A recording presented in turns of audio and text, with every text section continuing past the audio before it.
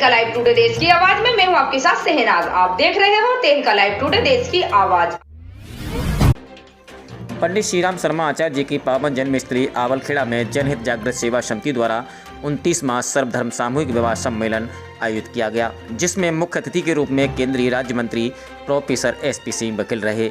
बारात के सूरज pharma house पहुंचने पर आयोजन समिति के द्वारा स्वागत किया गया और फिर सभी को मंच पर ले जाया गया। यहां दुल्हन पहले से मौजूद थी। दूल्हों के आने के बाद बरमाला की रस्म अदा की गई। उसके बाद गणमान्य लोगों ने सभी नवदंपतियों को आशीर्वाद दिया। इससे पूर्व बारात के आवलखेड़ा भ्रमण के दौरान DJ और बैंड की धुन पर युवक जमकर थिरके।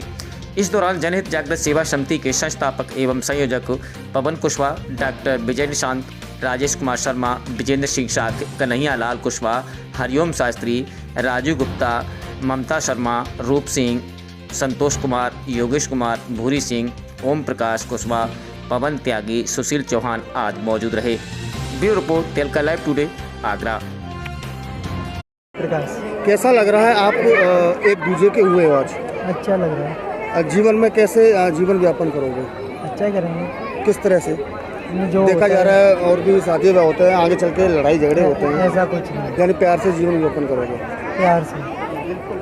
पवन कुशवाहा, उनकी टीम का, राजकुमार शर्मा जी का सबका धन्यवाद देना चाहूँगा कि उन्होंने सभी धर्म के और सभी जातियों के शोषित, पीड़ित, वंचित, आर्थिक रूप से पिछड़े लोगों का यहाँ पर शादी करने का काम किया, जिसमें आप देखते हैं थोड़ा बहुत आमदनी देने का प्रयास किया। ऐसा करके समाज में व्याप्त जो सामाजिक कुरीतियाँ हैं जैसे दहेज प्रथा, उस पर कुठाराघात करने का प्रयास किया। और 29वां बहुत बड़ी बात होती है कि 29 बार से कर रहे हैं। बड़ी यंग टीम है। मैं इनसे चाहूँगा कि केवल सामूहिक विवाह तक अपने इस समिति को सीमित ना रखें, बल्कि जो काज होते हैं इस इलाके में, बड़े बड़े ट्रैक्टरों की ट्रॉलियों में मालपुए, खीर और सब्जी होती है और कर्जा लेके लोग बाग काज को करता है, उसके बाद उसके खेत बिकते हैं, उसको भी समाप्त कराने का काम कर रहा है। और इसके साथ अशिक्षा के लिए भी कुठाराघात करें। बच्चों को शिक्षा वो चाबी है जिससे दुनिया का हड़ताला खुलता है। लोग कहते हैं सत्ता वो चाबी है जिससे सत्ताएं तो आती और जाती रहती हैं, लेकिन शिक्षा कभी जाती नहीं है, जब आ गई है तो आती है।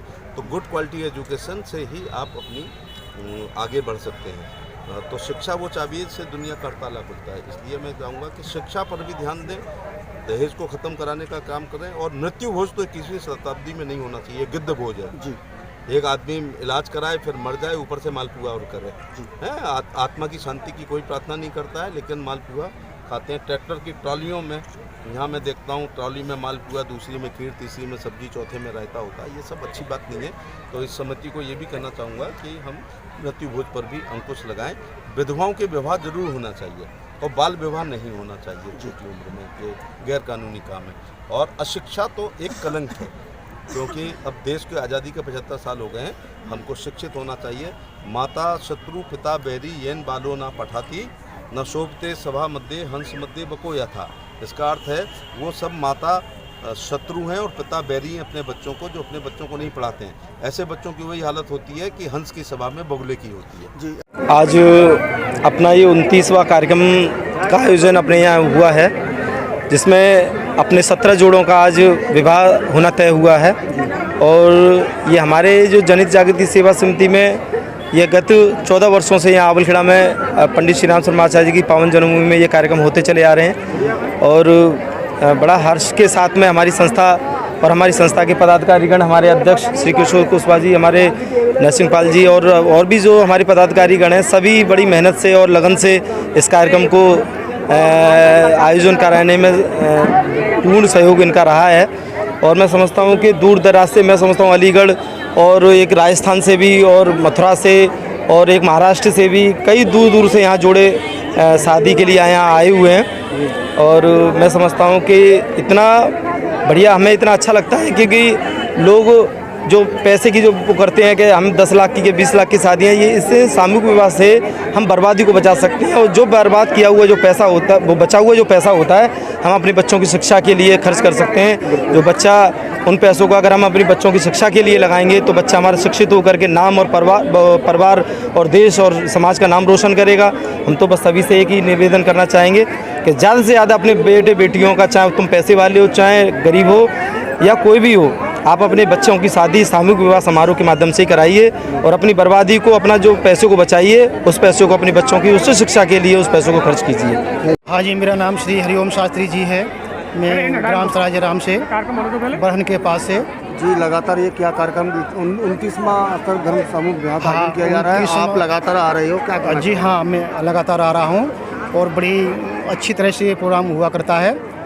और मैं जैसे 17 विवाह का जो है मैं आशीर्वाद दे करके उनको दाम्पत्य जीवन बड़ी अच्छी तरह से चले, मैं उनको ये आशीर्वाद देना चाहूँगा और भगवान से प्रार्थना करूँगा कि उनका बड़ी अच्छे तरह से जीवन चले।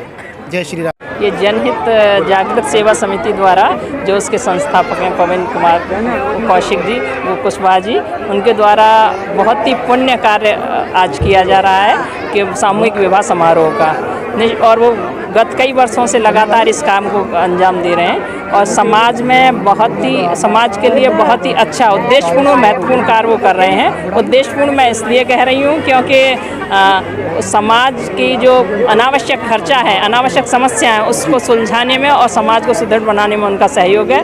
महत्वपूर्ण इसलिए कह रही हूँ कि